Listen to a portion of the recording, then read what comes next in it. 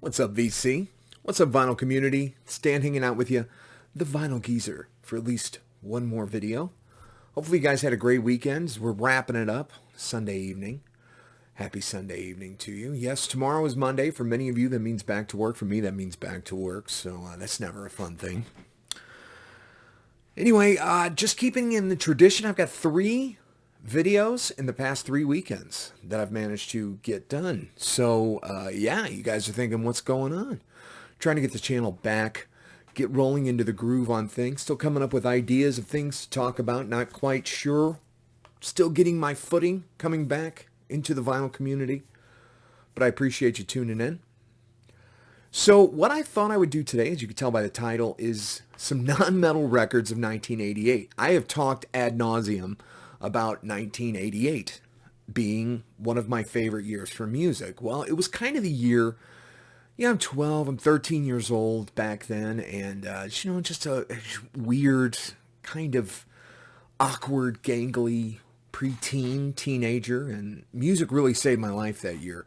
Specifically, like, albums like Injustice for All by Metallica, Danzig 1, Slayer, South of Heaven, Queensryche's Operation Mindcrime. I think metal was kind of my way to just kind of, I don't know, get out the angst that I had back then. But, 1988 was not just metal. It wasn't all about metal.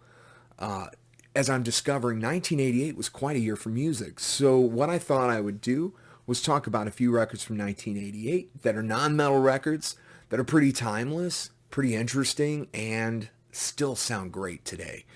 Maybe a little bit of that 80s kind of gloss that happens, in the late 80s. A lot of those albums kind of maybe had a sound that they were going for, like, radio plays. So they might sound a little weird, some of them, but these that I've picked specifically sound pretty good, and they're kind of timeless records. So with no further ado, let's just talk about 1988. And the first album is Talk Talk. And in one of my last videos, I did Rob Walker, Let the Music Play. He did his vinyl tag, and he said a non-vinyl purchase, and I couldn't find this. And since we're talking about Talk Talk, I wanted to talk about this. The Talk Talk Live at Montreux DVD that I picked up this past year. You can find this on YouTube. I highly suggest it if you guys like Talk Talk. This is on the tour of the Color of Spring album. Fantastic stuff. A great live show at Montreux back in 1986. So yeah, Talk Talk Live at Montreux. Check it out. And as we talk about Talk Talk, let's talk about an album that came out in 1988. And that is Talk Talk's Spirit of Eden. All right, this is a special record. This is kind of considered the first foray into what would later become post-rock. I think Talk Talk was kind of breaking the mold back in 1988 with this record.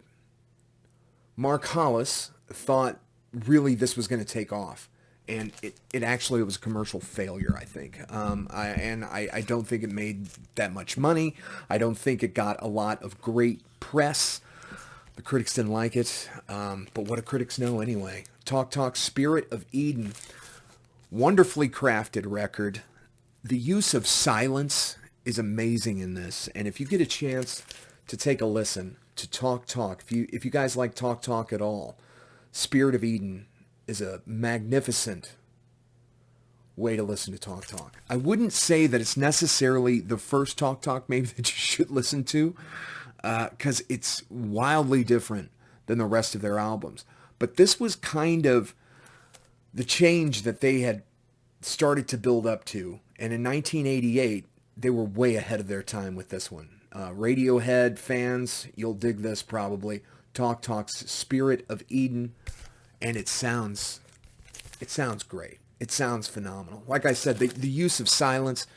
And it doesn't sound like an album that was made in 1988 at all. All right, moving on to the next. We're still kind of staying in that alt-rock, maybe alt-rock, arty kind of rock. Maybe a little, I don't know what this is.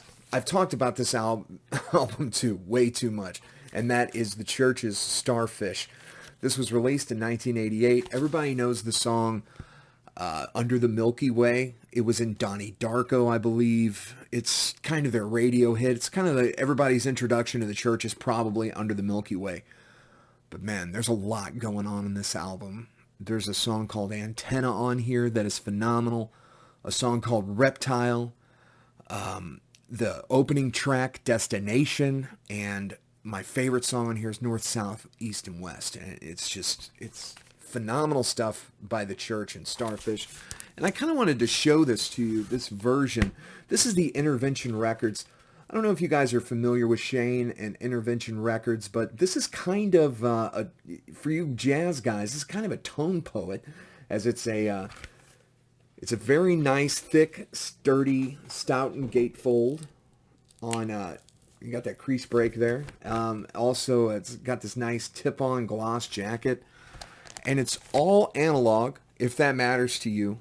It was mastered by Ryan K. Smith at Sterling Sound, and it just sounds great. All analog, Stoughton tip-on jackets, pressed at RTI, phenomenal stuff from the church, Starfish, 1988. Another album that doesn't sound like it was made in 1988 at all.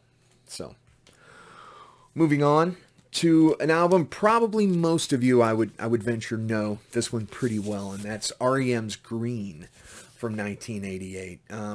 I don't know if you guys were big MTV fans as a kid. I would sit in front of the old console station in our living room, and I would just sit there and watch MTV from dawn to dusk, and all night as well if it was during the summer. And I saw the video for Orange Crush many a time. Great song, and probably my first introduction to what would be like alternative rock.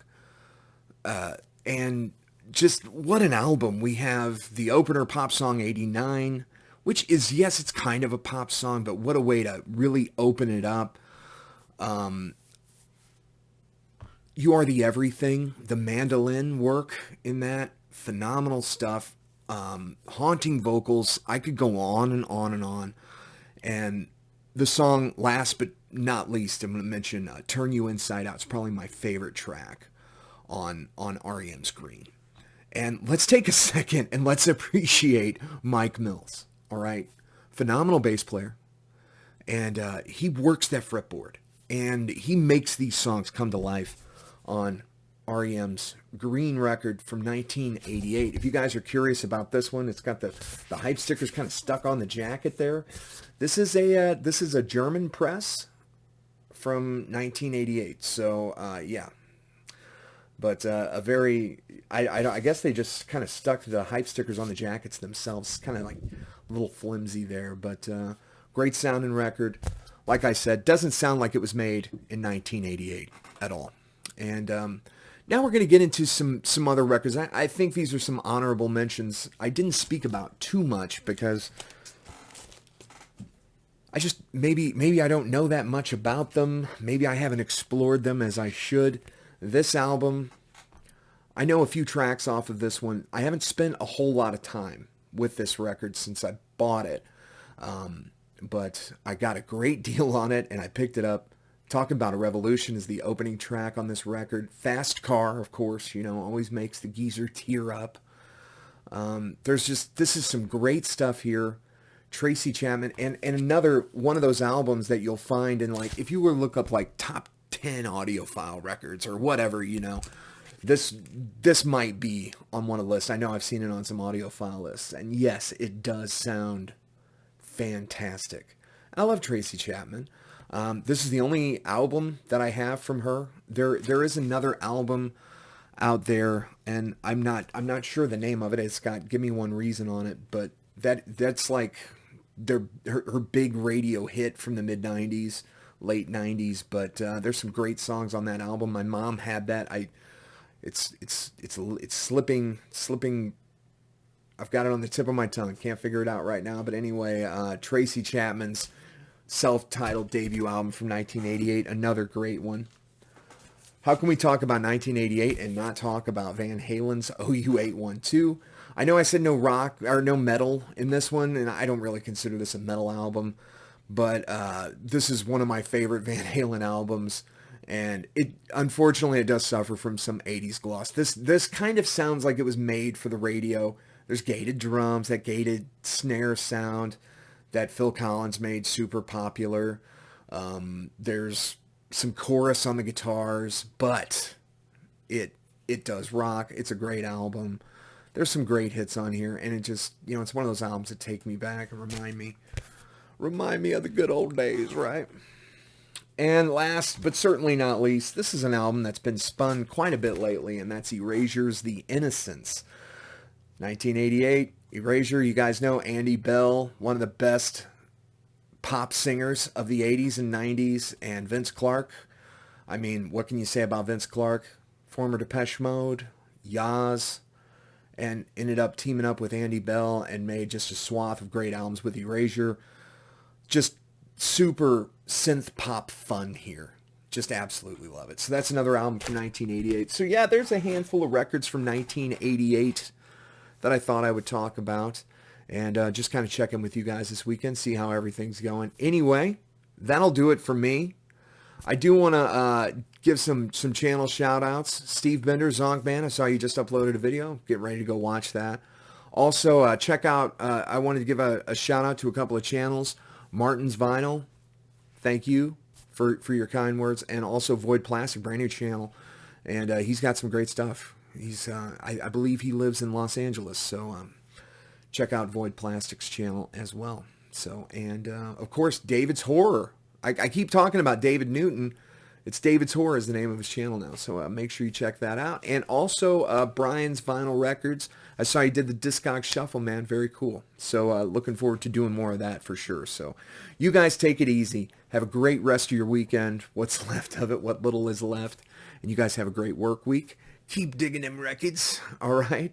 And we'll see you guys hopefully next weekend. Talk to you later.